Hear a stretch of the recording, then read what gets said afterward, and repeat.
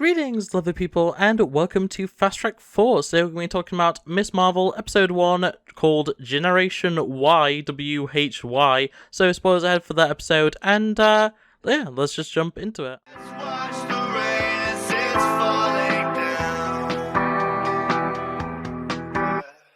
So starting off, we have the regular Marvel title sequence, but we have Blinded by the Lights by The Weeknd playing over it, which is something different. It's something that we don't really get that often, like pop music going over, other than I guess Captain Marvel did have that, and I guess the Guardians movies, but otherwise, like, we did Ragnarok. You know, it happens more often than I'm thinking of, but like, it's still something nice to see. We have like a comedic recap told by Kamala of the Endgame final battle, or rather the events surrounding Captain Marvel.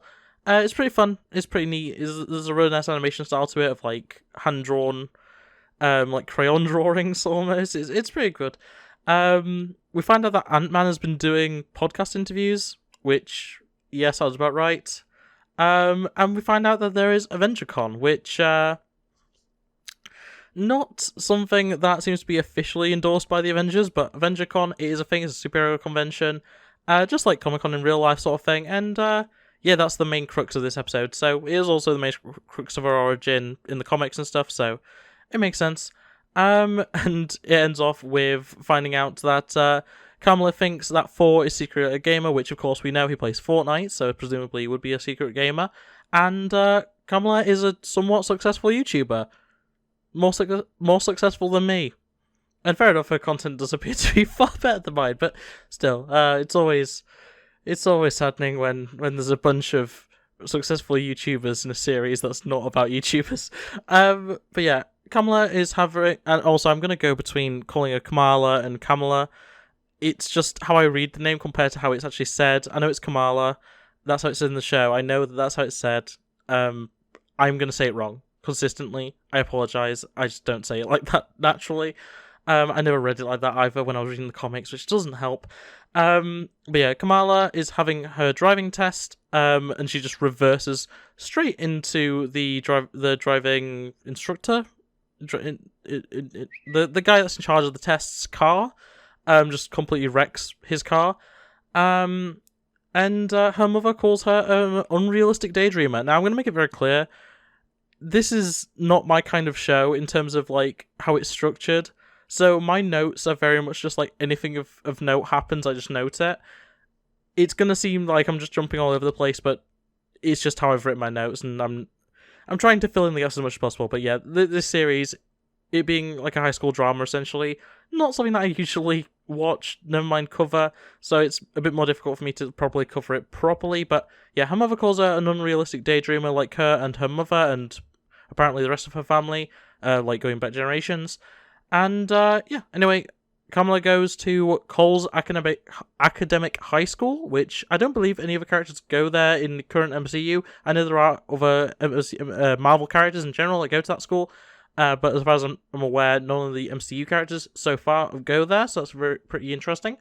We are introduced to Bruno, who is one of Kamala's friends. There's also Nakia, who is another friend that we see less of in this episode. There's a lot of references just offhand to random things. There's a Smash Bros. Reference in this moment. And then Mr. Wilson calls Kamala into his office, and Mr. Wilson is the counselor. His name is Gabe.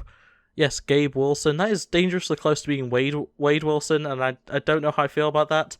But he makes a Mulan reference, because why not? Then, after that meeting, we go to Bruno painting Kamala's outfit. It's Captain Marvel, obviously, for the Avengers Con, and yeah, he's just like spray painting the suit to be the correct colours and stuff. Pretty cool. And he suggests asking Kamala's mother to take them there to Avengers Con, which is apparently a bad idea. And Bruno basically says that Kamala always treats her mother like she's Darth Vader. So yeah, the Star Wars reference right there, another one. Which is, an interesting dynamic. But we have a lot of references to like variations of Captain Marvel that there could be. There's like Princess Captain Marvel, and there's like Sorcerer Supreme Captain Marvel, and there's even a zombies reference with Zombie Captain Marvel, which is all pretty fun. It's a lot of them, very fast. Not all of them that interesting. The zombies one was very interesting to me. I do quite like that one.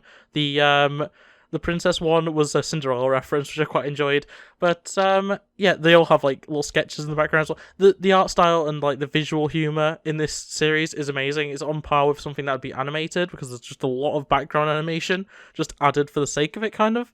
But yeah, we then are shown a box from Kamala's grandma, whatever you want to call her mother's mother, and in it is a wrist gauntlet. I'm going to consistently say gauntlets because in the, comics and also the game, which I also played a lot of, Kamala has gauntlets plural with one on each, or bracelets, whatever you want to call them, one on each wrist, but in this it's just one.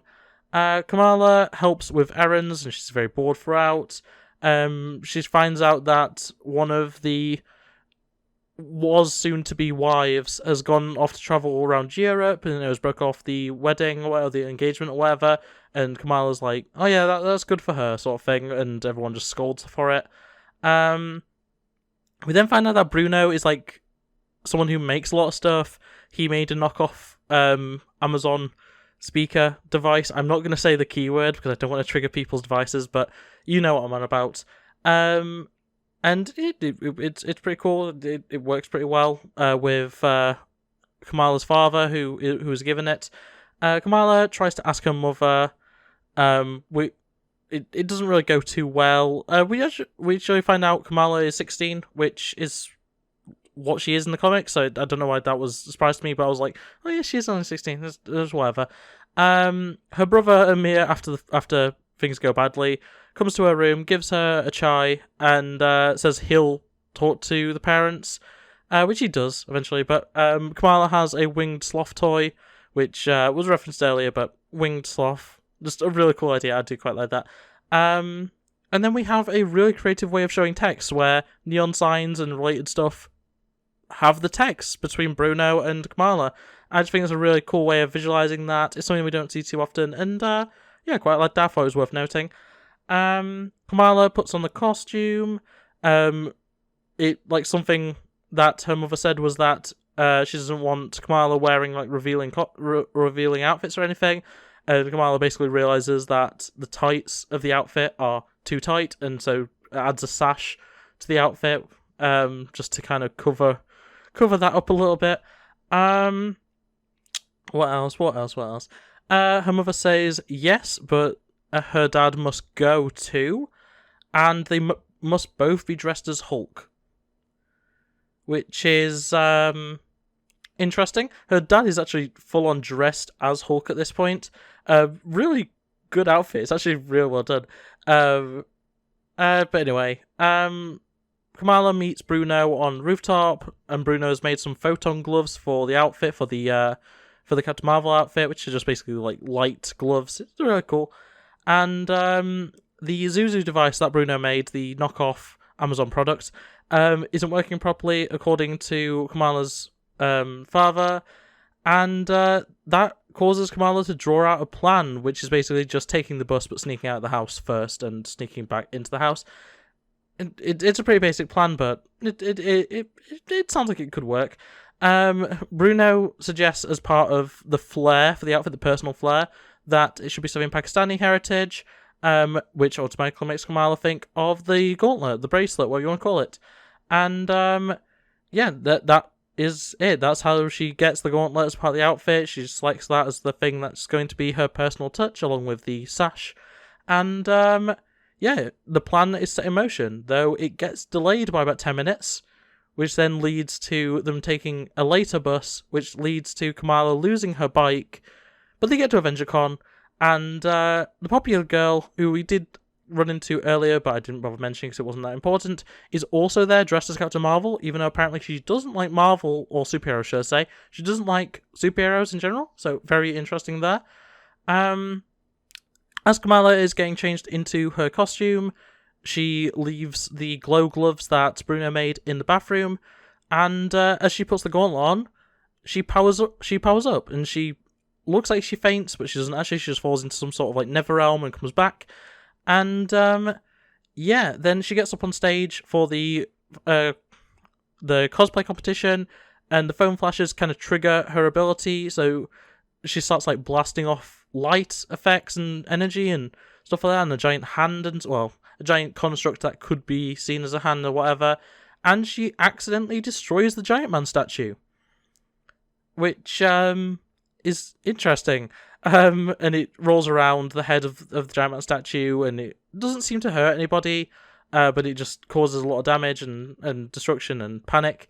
And yeah, the popular girl is talking to Kamala, just basically being like, "Oh, can I hire you to do parties with light effects and stuff?" Like, obviously thinking that it's all just special effects, and gets hit by a giant Mjolnir that's like swinging from the roof. Kamala actually does save her by catching her when she falls, and Kamala and Bruno just run, bike away. Bruno promises not to tell anyone about what he's seen that day, but Kamala's mother is waiting in her room for her, and kind of just scolds her for breaking rules and stuff like that, and gives her the choice of either being good like she was raised, or a cosmic head in the clouds. And Kamala lays down in bed, looks at the glow effect on her hand, and goes, "Cosmic." So that's her choice, apparently. Now, we do have a post-credit, which is Damage Control are actually knowing about her. They've seen the videos that were taken at AvengerCon, and are just, interested in talking to her. So that's probably going to be next episode. It's going to be Damage Control. It is actually the Damage Control agent from No Way Home, which is really interesting. It's really nice to see characters from the Sonyverse come over into the MCU, as in, like, have it be a two-way system rather than a one-way system, where normally you have an actor that only appears in the Sony stuff, but you have characters from the MCU come over. No, now we actually have some of the Sony characters coming over into the MCU, which is really nice. And yeah, that is it. I just want to point out there is a Trust a Bro van in the end title sequence, which is really cool. Just a nice reference to more Disney Plus stuff, obviously. But yeah, that's everything in episode 1. I didn't really mention it up top, but Generation Y, the name of it, obviously it's a good thing. It's a good joke. It's pretty predictable in terms of like the joke, but it's still good. I still quite enjoyed it. I didn't realize it was called the episode until I'd finished it already. But yeah, Generation Y. It's a good joke when the main cast are all like 16. They are Gen Y people. It's what it is. But yeah, this episode was, I kind of said at the top, it's not my show. It's not a show that I'm going to be all that interested in. I love the character of Miss Marvel. I love the comics. Honestly, it's of the more recent runs, and by recent I mean like recent characters rather than recent series, because obviously Venomverse was big for me.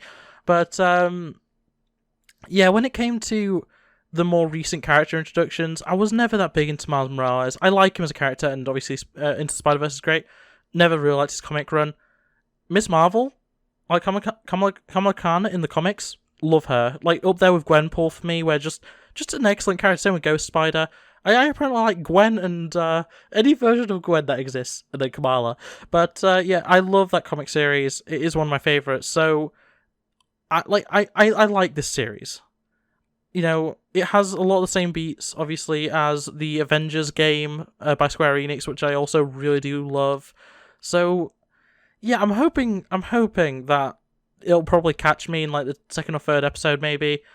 But yeah, I guess time will tell on that. So far, it's good. I'm enjoying it. There's some really nice visual effects and stuff like that, and I'm not hating how they've changed her power set from the comics.